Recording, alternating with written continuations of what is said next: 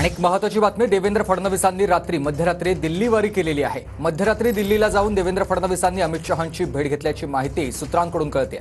महायुतीमध्ये धुसफूस सुरू आणि त्यावरूनच दिल्लीत चर्चा झाल्याची माहिती आहे। शहा फडणवीसांमध्ये 1.5 तास चर्चा झाल्याची माहिती सूत्रांनी दिली आहे। संदीप राजवळकर माझे सहकारी आपल्याला याविषयी अधिक माहिती देतात। संदीप, काल रात्री उशिरा देवेंद्र फडणवीस हे राजधानी दिल्लीमध्ये आले होते आणि त्यांनी केंद्रीय गृहमंत्री अमित शहा यांची भेट घेतलेली आहे। विधानसभा निवडणुका अवघ्या तोंडावर आहेत आपल्याला माहिती आहे। त्यापूर्वी महायुतीमध्ये सध्या धुसफूस सुरू आहे।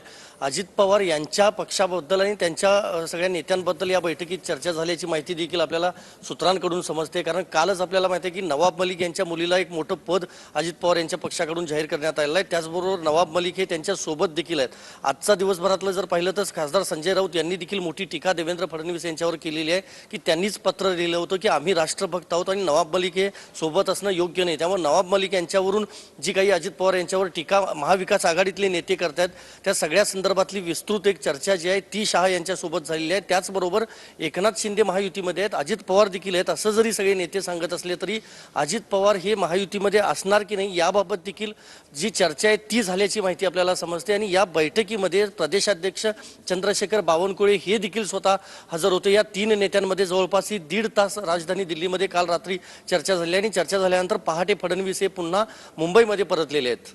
नक्कीच धन्यवाद तुम्ही दिलेल्या सविस्तर माहितीसाठी।